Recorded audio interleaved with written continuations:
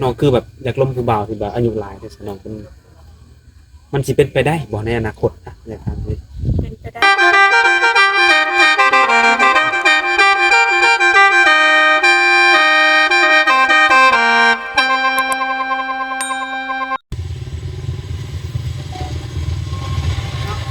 โอเคทุกคนเนาะมาในมื้อนี้ก็มาหาทางน้องคำนางอีกแล้วทุกคนเนาะโดยสบายดีนะครับ สบายดี สบายดีมาเจอกันอีกแล้วเนาะ โดย ตอนแรกว่าคิดว่าถ่ายคลิปไปแบบคิดว่าจะได้มีคู่ครองหรือสิได้มาเปิดใจให้อีกนี่ก็ยังได้มาคือเก่าทุกคนเนาะ เป็นจังได มาอัปเดต บ่มีบ่หรือว่ายังหรือว่ามีอยู่ มันบ่ค่อยมีคนลมค่ะนะ บอกคำว่าบ่ค่อยมีนี่แสดงว่ายังมีอยู่แม่นบ่ มีคนหนึ่งสองคนเนี่ยล่มซื่อๆแต่บ่ได้คบ โอ้ลมกันซื่อๆแบบว่าลมลิ้นลมหัวซื่อนี่แม่นบ่ เนี่ย อืมบ่ได้คบคำว่าบ่ได้คบนี่คือน้องบ่หรือว่าทางเพิ่นบ่อยากคบนี่ นิสัยเพิ่นอยากอันนั้นปวดใจฮ้อนนะก็เลยว่าอันล่มเบิ่งก่อน โอ้ ก็สิตัดสินใจอะไร ใจฮ้อน เนี่ย เพิ่นใจฮ้อนในเรื่องใด เรื่องที่ว่าอันเพิ่นบ่ได้อันนั้นอันนี้จากน้องหรือว่าอันโทรไปบ่รับบางทีก็หายนี่ อื ใจ ม ฮ้อน จุกจิกเวลาโทรมานี่คือน้องต้องได้รับเพิ่น แม่น คันบ่รับก็คือเพิ่นให้เพิ่นบ่ใส่ แม่น เพิ่นเป็นคนทางใด เป็นคนฝั่งไทย คนฝั่งไทยอืมก็เลยคิดว่าบ่โอเคแม่นบ่ แม่น ก็เลยอยากลองมาเปิดมาอีกเทื่อนึงเนาะ แม่น เพื่อว่าสิได้มีคนใหม่ๆเข้ามาเนาะอืมแล้วทุกมื้อก็บ่ได้คุยกันแล้วบ่ซะ บ่ค่อยได้คุยนี่นะเวลาน้องเสร็จไปเลยอันเพิ่นบ่ตอบโทรไปก็บ่รับก็เลยว่า เอ้ยอยากจะเอามาอัปเดตมา เด็ดใหม่ คน ดี ใหม่ กว่าเนาะเผื่อแบบว่าผู้ที่เบิ่งเนาะหรือว่าผู้ที่อยากคุยกับน้องนี่เพิ่นอยากต้องการแบบคุยกับน้องต่อก็มีเนาะ โดย ก็ถือว่าได้โอกาสมาเปิดคลิปใหม่หรือมาอัปเดตใหม่ทุกคนเนาะมื้อนี้เนาะ โดย โดยให้เป็นจังไดมื้อไปทางใดมาทางใดมื้อนี้ ไม่ว่าทางใดดอก อยู่แต่เฮือนนี่แมันบ่ โดย อ๋อคือเฮือนนี่เป็นเฮือนน้องเองบ่ อันเป็นเพื่อนหมูนี่นะ เฮือนหมู่อ๋อปกติก็มาเล่นน้ำหมู่นี้ แม่นเฮ็ดเวียกเพื่อนเวียกซ่านแล้วแล้วกลับมาดินกันนะเฮ็ดเวียกยังเรียบร้อยให้พ่อแม่แล้วกลับมา แต่ว่าแล้วเฮือนเรียกเฮือนให้แล้วเนาะ แม่ เอาจังความมาเล่นน้ำหมู่น้ำครู แม่เฮ็ดเวียกทุกอย่างแล้วเพิ่นก็จะมาดิน เฮ็ดเวียกหยังแหน่อยู่กันอยู่ศาลเจ้าของ ล้างถ้วยล้างนี่แหละแล้วก็สักคงสักเครื่องปลาทอกปลาเทือนนี่นึ่งข้าว อยู่เฮ็ดกินเป็นบ่ เฮ็ดกินน่ะเป็นเฮ็ดกินไว้แล้วก็เอามาลิ้น โอ้ เฮ็ดกินไว้ให้เขา คือน้องนี่เฮ็ดเป็นหมดของในเฮือนนี่บ่ แม่น แต่คือยังโสดอยู่ประเทศใดเนาะ แบบว่าบางทีแบบมีคนใจห่อนอะมันบ่มักขนาดบ่มักเขาเนี่ย บ่มักคนใจร้อน แม่ แสดงว่ามักผู้ชายที่ใจเย็นแม่นบ่ จุจี้จุกจิกนี่นะมักนะมักคนใจเย็น โดย มักคนใจเย็นแต่แบบว่าอันนิสัยดี ใจเย็นนิสัยดี แม่นเป็นคนเขาวัดอิหยังนี่แหละธรรมะธรรมโมหั้นนะ มันอยากได้ผู้บ่าวแบบธรรมะธรรมโมว่าเดี๋ยวนี้ แม่นเขาวัดอิหยังแบบทำบุญหั้นนะ โอ้ แบบนี้นะมักแบบเป็นคนใจเย็น โดย มักแบบนี้นะ คนธรรมะธรรมโมนี่มันต้องแม่นผู้อาวุโสและสาน้องเนาะผู้มีอายุสูงนี่แหละ แบบว่ามักไปทำบุญวัดนั่นทำบุญวัดนี่เนาะ แม่ แม่นแบบไปเที่ยววัดนี่นะแล้วก็ไปทำบุญหั้นนะ มักผู้ชายแบบนี้ แม่นได้แบบบ่มักคนที่ว่าแบบเขาว่าเสร็จมานั้นน้องยังบ่ทันตื่นเนาะบ่ได้ทันตื่นเลยเขาแบบโทรมาหรือว่าเสร็จมานะเขาเว้าใส่นี่นะเขาให้ว่ายังเนี่ยแบบบ่มักนะบ่มักคนแบบนั้น เขาเอาใส่ในใด หรือว่าไปใช้คือบ่หับเลยว่าถ้าเป็นแบบนี้เนี่ยเลิกกันเลยบ่หรือว่ายังไงว่าหลายอย่างนะ อืม แต่อยากสิเว้าแบบนานา สตาร์ทว่าเพิ่นแชทมาโทรมาบ่ได้ถามเหตุผลเฮาเนาะว่าเป็นหยังเฮ็ดหยังเนาะเขาจังบ่รับสายที่แม่นบ่ แม่นมีแต่เว้าใส่ บ่ใส่อย่างเดียว บ่เด็กใส่เลย บ่ได้ถามเหตุผลหยังเลยอันนี้ก็มันบอกเหตุผลเพิ่นก็บ่เข้าใจ เพิ่นอายุหลายบ่ ก็50ปลายปีนี่แหละคนนั้น ใช่หลายๆคนเนาะเอาตรงๆเนาะบางคนก็ออกมาเปิดใจเนาะ อยากล้มผู้บ่าวรุ่นใหญ่เพื่อหยังเพื่อว่าเพิ่นสิเข้าใจเฮาเนาะ โดย สิเอาใจเฮาหั่นนะ โดย แต่มันก็คงกันข้ามเนาะบัดนี้ แม่นมันน่าจะเป็นบางคนประมาณนี้ น้องเคยเจอบ่คนที่เอาล้มรุ่นใหญ่แล้วเขาเอาใจเฮานี่เคยล้มบ่ เคย เคยอยู่ แต่ว่าก็ได้ว่าเลิกแล้วเลิกกันแต่โดนแล้ว เป็นไงน้องคือบ่ว่าเพิ่นได้คือคนแบบนั้นบ่มักบ่ใช่ มันกันก็ยังมีเรื่องผิดกันคือเก่านะ ถึงแบบอาจจะเข้าใจเรื่องนี้แต่ก็ไปผิดเรื่องนั้นจังซี่แม่นบ่ โดย โอ้ เดี๋ยวนี้แหละ โดยอ่ะแต่มามื้อนี้อัปเดตเนี่ยมื้อนี้เนาะสิเปลี่ยนบ่อายุหนุ่มๆเลยนะกูที่สิเข้ามาหาน้องนี่ บ่เกิน70 บ่เกิน70 โดย ถ้าว่ารุ่น70นี่คือล้มได้แม่นบ่ แม่น70แบบตรงๆเลยเนี่ยถ้ากายกว่านั้นนะบ่ได้หั้นนะ60 50หรือว่า40นี่นะได้ประมาณนี้ เอาอายุประมาณนี้เนาะแต่ตัวน้องเองเนี่ยอายุหลายปานใด 19ใกล้สิเข้า20แล้ว น้องคือแบบอยากล้มผู้บ่าวที่แบบอายุหลายแต่สน้องเป็นมันสิเป็นไปได้บ่ในอนาคตอะในทางนี้ เป็นไปได้ขนาดหมู่น้องเขายังเอาตัวแบบอันรุ่นใหญ่แล้วนะแต่เขาน่ะไปอยู่ไทยกับสามีเขาแล้ว หมู่ของน้องเอาผัว แม่ อายุหลายปานใดผัว 40ปลายหรือว่า50ปลายเนี่ยแหละ ประมาณนี้แม่นบ่ แม่น โอ้อัน ส่ว นั้น นส่วนหมู่น้องนะอายุ18ใกล้จะเข้า19แล้วล่ะ อันนั้นคือส่วนของน้องแต่น้องนี่มั่นใจตัวเองบ่ค่ะ ก็บ่ค่อยปานใดแบบว่ามันบ่มีคนมักหั้นนะบางทีในคอมเมนต์นะบางส่วนหลายนะมีแต่คนเว้าใส่แบบคนอายุรุ่นใหญ่นะเขาเว้าใส่ แบบสไตล์ว่าผู้ชายที่อายุ70ปีนี่อย่างเนาะเพิ่นเป็นได้ทุกอย่างที่น้องต้องการนี่นะแล้วเพิ่นอยากได้น้องไปเป็นเมียนี่น้องสิเอาได้อันนี้บ่ ได้อันนี้นะปกติเพราะว่ามักคนรุ่นใหญ่อยู่แล้ว มันตัวก็มักรุ่นใหญ่อยู่แล้ว โดย แต่ถ้าว่าเจอรุ่นใหญ่แต่ว่าเฮ็ดตามที่เฮานี่ต้องการหรือว่าดูว่าตามที่เฮาแบบมักสิเนาะแต่ว่าเฮาว่ายังไปแล้วเพิ่นเฮ็ดให้เฮาได้นี่คือได้เลยแม่นบ่ โดย ถึงสิอายุหลายก็แล้วแต่ก็คือสุดอยู่ที่70เนาะ โดย ถ้าแบบมีป้ายนี่คือเบิดสิทธิ์แล้ว โดยหรือว่า50ก็ได้หรือว่า60ก็ได้นี่นะ เอาไงคือ70ลงมาเนาะ โดย นะประมาณนี้ทุกคนเนาะอายุ70ลงมาคือเพิ่นต้องจำกัดอายุไว้ แต่ถ้าว่าบ่จำกัดนี่มันก็สิเป็นไปบ่ได้เนาะถ้าบ่จำกัดนี่ น่าจะเป็นไปบ่ได้ เพราะถ้าบ่จำกัดนี่หน่อย70 80มันยังมีได้กูมือนี่ ยังมีอยู่ เอออืม แฟนผู้เลิกกินทน้องจักปีซะ แฟนผู้เลิกไปแล้วเดี๋ยวคนอเมริกานี่บ่ แม่น อันต้อง50ปลายเนี่ย50ปลายปี 34 เสียเขา60แล้วมัน57 58นี่แหละ ตั้งแต่เลิกกันไปแล้วมาเปิดใจใหม่เพิ่นบ่ได้ทักมา บอกเพราะว่าบล็อกเลยนะ นั่นคุณบอก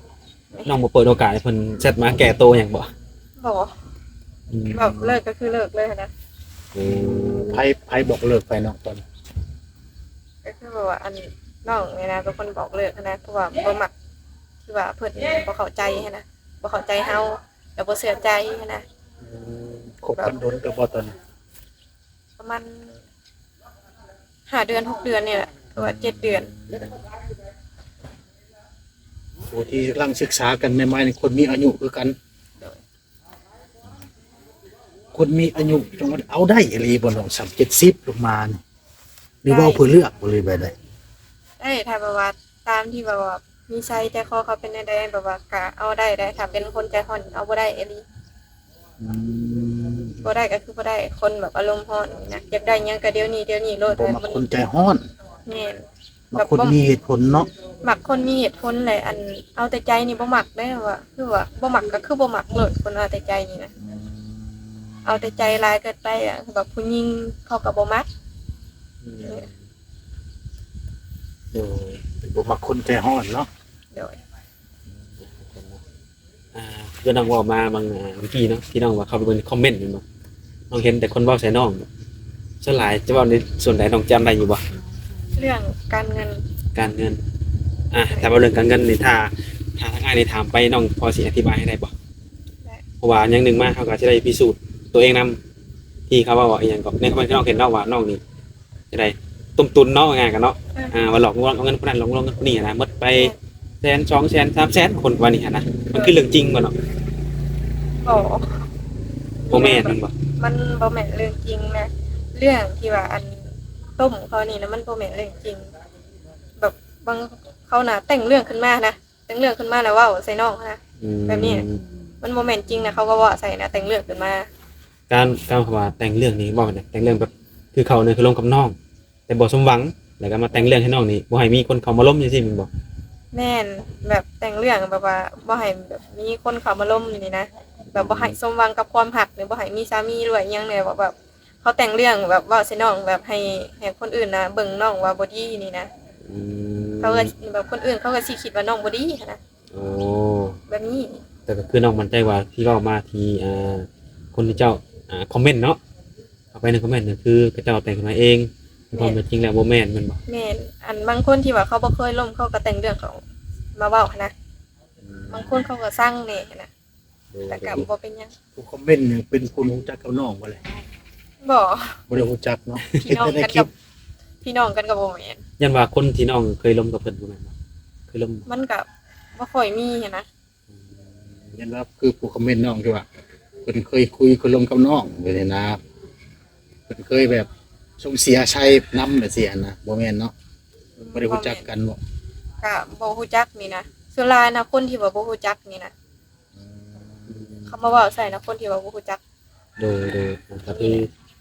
ก็คือก็นี่กันนะที่น้องได้ออกมาอธิบายในมื้อนี้เพราะว่าบางคนก็เบิ่งในคอมเมนต์เนาะ โดย เป็นคอมเมนต์ปุ๊บนี่บ่กล้าทักมาเลยเด้บัดนี้ โด บ่ ย กล้าเข้ามาจีบบ่กล้าเข้ามาล้มเลยเด้ โดย เพราะเขาคิดว่าน้องนี่เป็นแบบนั้นแท้หันนะ เขาก็สิคิดว่าน้องเป็นคนบ่ดีนี่นะเขาคิดว่าน้องน่ะเป็นคนแบบต้มตุนเอาเงินเขาหลอกเอาเงินเขาจังซั่นจังซี่นี่นะเพราะว่าก็ย้อนว่าคอมเมนต์ที่ว่าเขาเว้าใส่นี่แหละเขาก็คิดว่าน้องบ่ดีนี่นะ โดย เป็นแบบนี้ แล้วจะขอถามสักหน่อยหนึ่งคนที่น้องเคยล้มเนาะหนุ่มอเมริกานี่เพิ่นได้ส่งเสียหยังน้องอยู่บ่ บ่ คุยกันซื่อๆแม่นบ่ อืม อย่างน้อยแบบแบบอันนี้ค่าหยังกินขนมบ่ค่าซื้อนั่นซื้อนี่บ่เราไปฝากเงินให้อยู่บ่ แต่ราคาบัตรขายให้เราเป็นบัตรขายบ่ อันเรื่องนี้น่ะเพิ่นบ่ได้ฝากเรื่องแบบขนมนะแนวที่ว่าอันเรื่องที่ว่ามันเป็นประโยชน์นะเพิ่นจังฝากมานี่นะ แต่ว่าคือหมายเพิ่นก็เคยฝากเงินมาให้อยู่เนาะ แม่นฝาก โอ้ แนวที่ว่าฝากเงินมาเรื่องที่ว่ามันมีประโยชน์นะ ประโยชน์ จำเป็นเนาะ เป็น แม่นเรื่องที่ว่ามันจำเป็นเพิ่นจังฝากมาเรื่องที่ว่าแบบค่าขนมหรือว่าไปกินหยังน่ะก็ถ้ามันเหลือจากการแบบว่าเงินที่ว่าไปจ้างคนอันเฮ็ดหน้านี่ก็จังเอามาซื้อกินหั่นนะ โอ้เอาไงคือจุดหนักๆที่เพิ่นฝากเงินมาให้น่ะคือ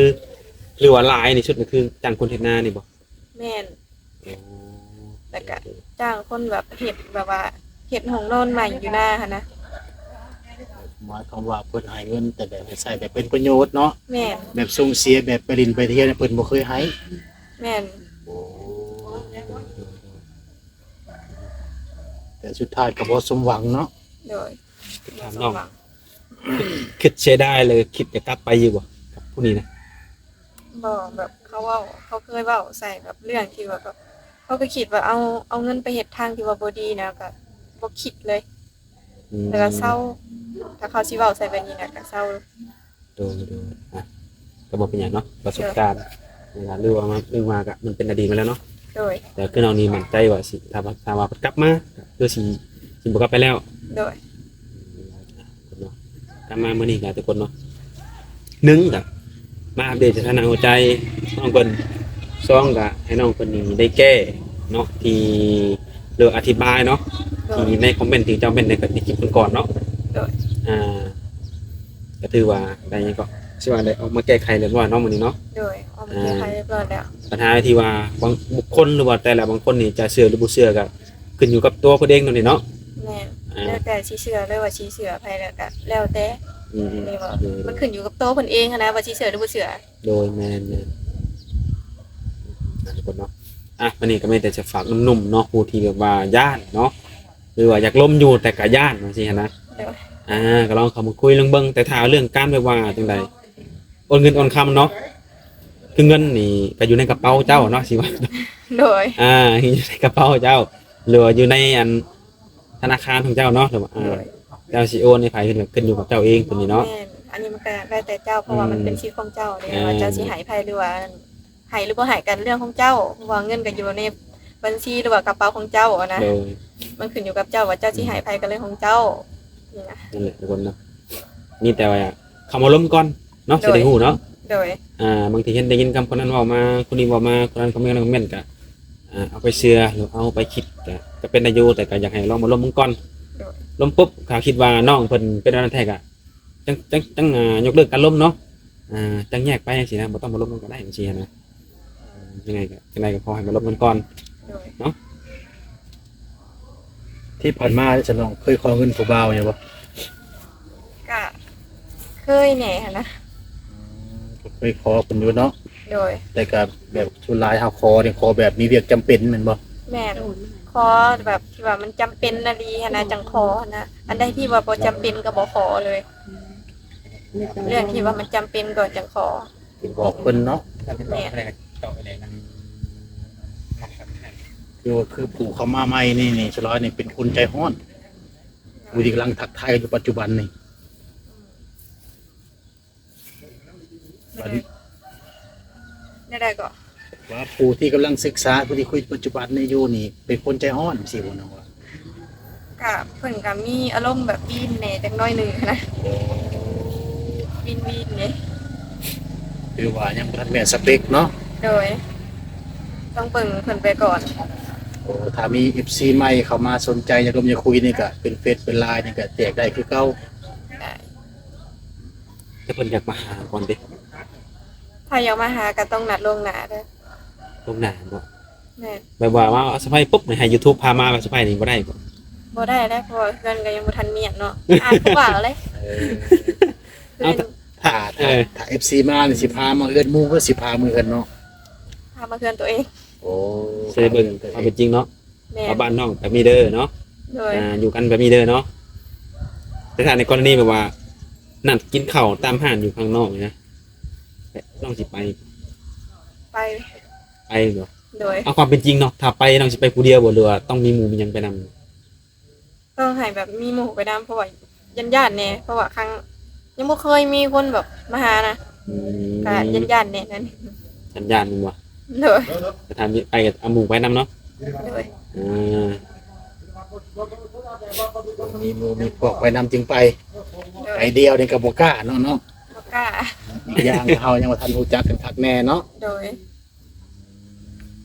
โดยพี่น้องเอ้ยที่ว่าเคย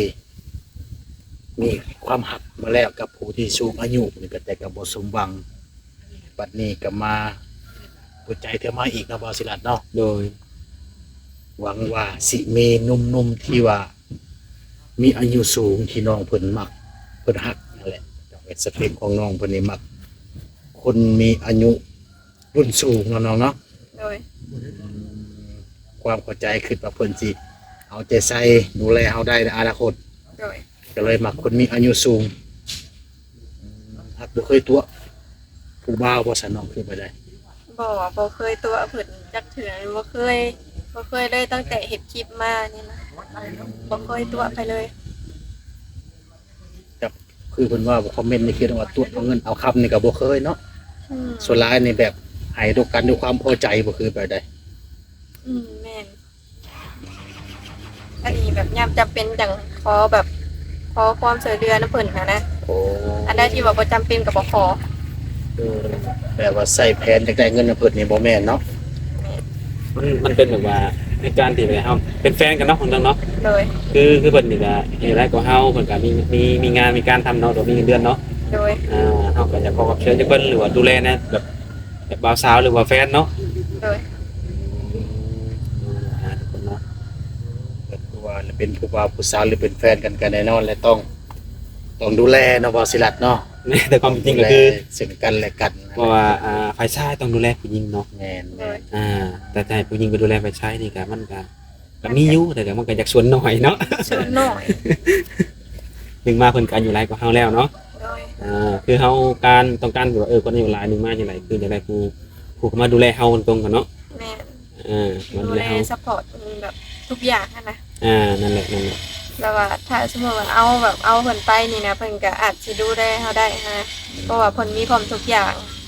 อืม เดี๋ยวนี้นะ ฝากฟังอนาคตนำเพิ่นได้เนาะ แม่นเพิ่นมีอนาคตที่ดีแบบว่าถ้าเฮาสิไปฝากนำก็น่าจะดูแลเฮาได้นะในอนาคตนั่นแหละ อนาคตสิมันคงกว่าผู้ที่ว่าดูแลคราวเดียว โดย อืม โอเคน้องบอสิลัดเนาะ โดย ฝาก FC ผู้อาวุโสก็ว่าแม่นพี่น้องเอ้ยระดับ70ลงมาถ้าว่าสนใจหรือว่าถึกสเปคในตัวน้องเพิ่นเนาะบอสิลัด โดย ก็ทักทายเข้ามาลมมาคุยลองเบิ่งพี่น้องเอ้ยเดี๋ยวสิเอาเฟซเอาไลน์น้องเพิ่นให้ได้ลมได้คุยเป็นการส่วนตัวเนาะ โดย บอสิลัด โดย